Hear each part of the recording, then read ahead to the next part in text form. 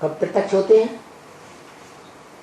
कलयुग के अंत और सतयुग के आदि के 100 वर्षों, उसे कहें पुरुषोत्तम संगम युग।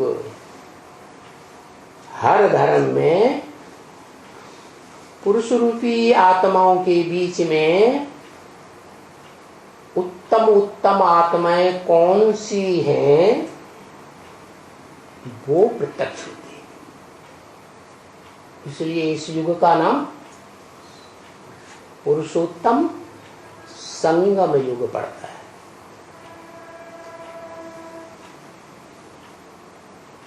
ये 5000 वर्षीय सृष्टि का शूटिंग काल है, रिहर्सल का समय है, जिस रिहर्सल में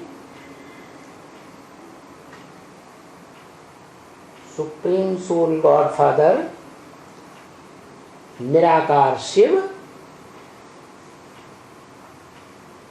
आत्माओं का बाप सुप्रीम सोल इस सृष्टि पर आकर पर्दे के पीछे रहने वाले डायरेक्टर का पार्ट बजाता है। क्या किसी को नजर नहीं? सबको नाच नचाता जाता, फिर भी नजर नहीं जो आता। ऐसी दुनिया को बनाने वाला कौन है?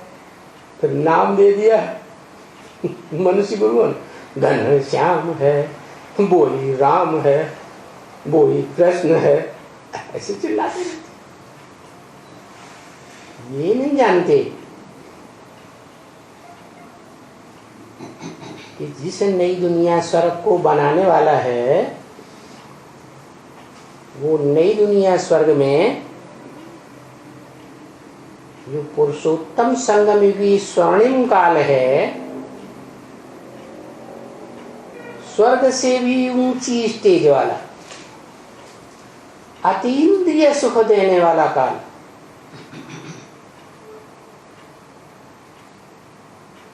उसकी रचना का रचयिता के रूप में निमित्त आदम को बनाता है। इसलिए भारतवासियों ने उस आदम के संपन्न रूप को, जो सुप्रीम सोल की याद से संपन्न बनता है, उसी को भगवान मान लिया।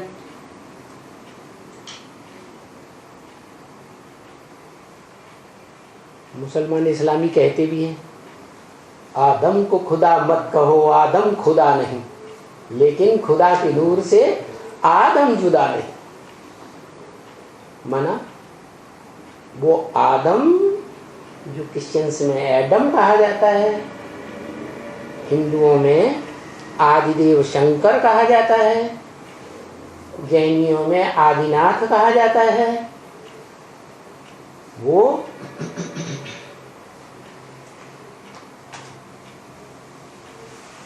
ब्रह्मदेव के नाम से जैनियों में प्रसिद्ध है। आदि ईश्वर भगवान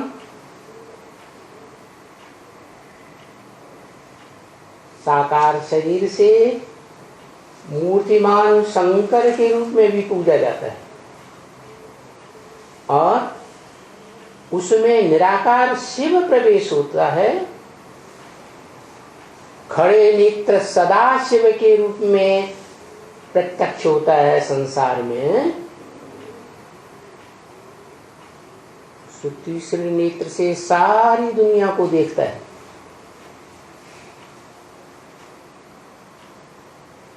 तो वो व्यक्तित्व, पर्सनालिटी साकार के साथ निराकार भी है। लेकिन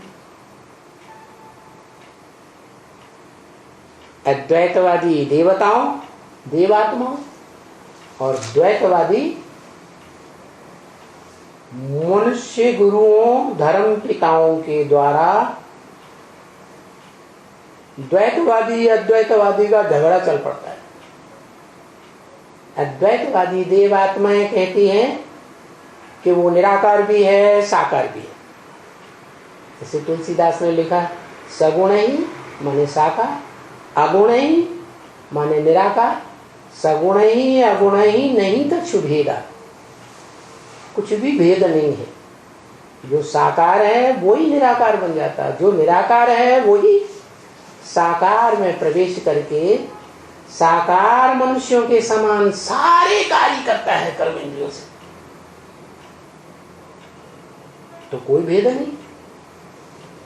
लेकिन जो द्वैतवादी दो दो धर्म, दो दो राज्य, दो दो भाषाएं, दो दो कुल बनाने वाले धर्म पिताएं द्वापर युग से आते हैं इस सृष्टि पर, वो देह अभिमानी धर्म पिताएं कहते हैं नहीं, वो सिर्फ निराकार, हम निराकार को मानेंगे, हम कोई साकार देवता देवता को नहीं मानेंगे। झगड़ा चल रहा।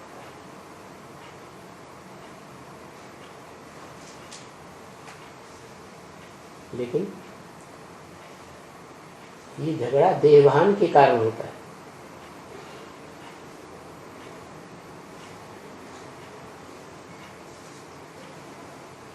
क्या ये झगड़ा क्यों होता है? देहभान के कारण। क्योंकि देह दूसरी चीज, द्वैतवाद पैदा करने वाली, और आत्मा अविनाशी एक चीज सदा काल रहने वाली। तो द्वैतवादी देह अच्छी या आत्माभिमान अविनाशी आत्मा अच्छी? आत्मा ही अच्छी। इस बात को देह अभिमानी धर्म पिताएं जो 5 तत्वों से बनी हुई देह को महत्व देने वाले हैं, किसको महत्व देने वाले हैं? पंचभूतों को। भौतिकवादी हैं, भौतिकवादी दुनिया बनाते हैं। क्या ऐसी दुनिया बनाते हैं जब तमो प्रधान होते हैं कलयुग के अंत में, कि बस अंतिम 100 साल में पाम पेंड सो संसार में सारे संसार में फैल जाता है।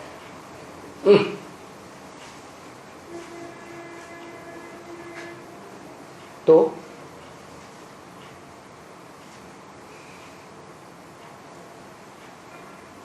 पॉम्प एंड शो अच्छी चीज है,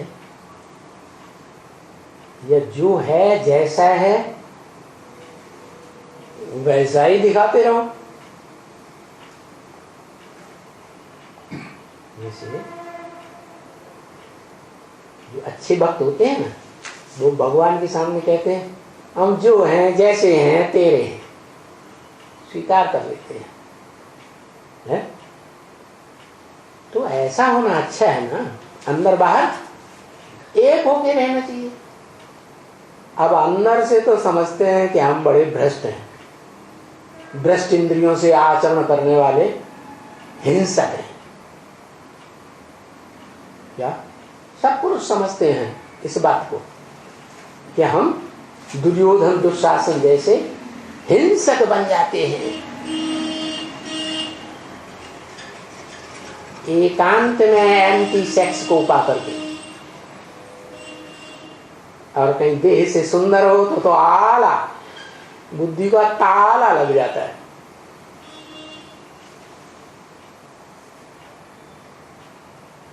ऐसे हिंसक दुर्योधन दुशासनों की समझ में ये बात नहीं आती है कि आत्माभिमान क्या चीज है। आत्मा की स्मृति में रहने से ही कल्याण है। देह अभिमान की स्मृति में रहने से अकल्याण ही अकल्याण है। क्योंकि ओरिजिनल जो ऊंचते ऊंच भगवान है वो तो निराकार आत्मा ही है, जिसकी आत्मा का नाम शिव है। उसको शरीर अपना है ही नहीं, क्योंकि गर्भ से जन्म शरीर का लेता ही नहीं, इसलिए वो त्रिकालदर्शी है। उस आत्मा जैसा त्रिकालदर्शी कोई भी संसार की आत्मा नहीं हो सकती, चाहे आदम ही क्यों न हो। सदा काल अखूट ज्ञान का भंडार धारण करने वाली कोई मनुष्य आत्मा हो ही नहीं सकती। क्यों? क्योंकि मनुष्य आत्माएं चाहे वो सुधर करके देवात्मा बन जाए, चाहे बिगड़ करके मनुष्य से राक्षस आत्मा दैत्य आत्माएं बन जाए, वो सदा काल के लिए अखूट ज्ञान के भंडारी नहीं बन सकते, क्योंकि उनमें चंचल मन होता है, मनन चिंतन मंथन करने वाला।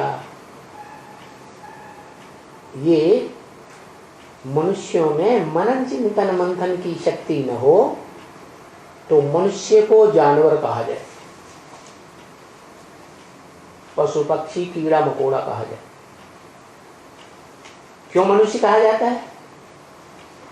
क्योंकि आदि मनु जो आदम है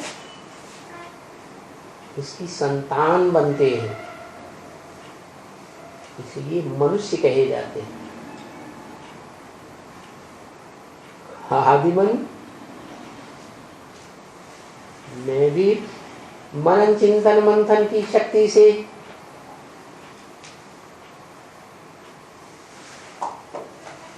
मानसी सृष्टि पहले पैदा की थी,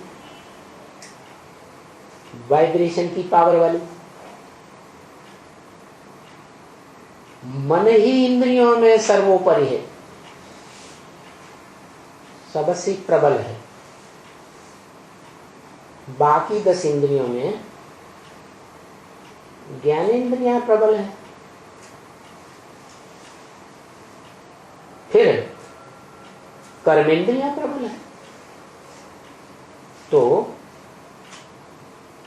जिनमें मन है वो चंचल मन इंद्रियों को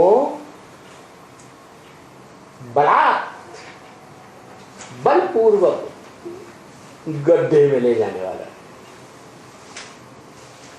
उस मन को कंट्रोल करना आत्मिक स्थिति की बात है। जो आत्मिक स्थिति में रहना,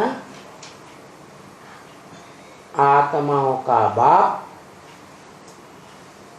जो भी भोगी आत्माएं हैं, उन भोगी आत्माओं का बाप, मनुष्य आत्माओं का बाप आदम सिखाता है। आदम भी कब सिखाता है?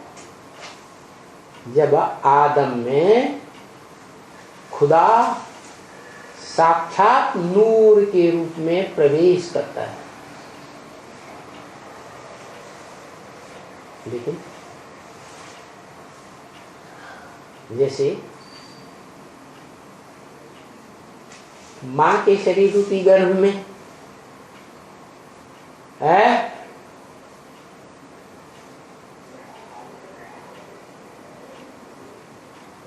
पाप का बीज आता है,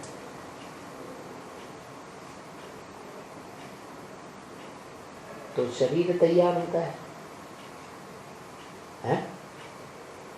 ऐसे ही ये जो आदम का शरीर है ना, वो जड़त्व में है, लेकिन ऐसा शरीर रूपी रथ है जो इस संसार में कभी नष्ट ही नहीं होता। 5 तत्वों से बने हुए पंचभूतों का सार है। उस देहधारी नर अर्जुन कहो, उस सद्भाग्य या ज्ञान धन अर्जन करने वाले में शिव सुप्रीम सोल प्रवेश करके उसे आत्मा का ज्ञान देता है। क्या? कि तुम देह नहीं हो, तुम क्या हो? आत्मा। आत्मा रूपी सितारे हो, आसमान के जड़ सितारे नहीं, धरती रूपी रंगमंच पर पार्ट बजाने वाले चैतन्य सितारे हो।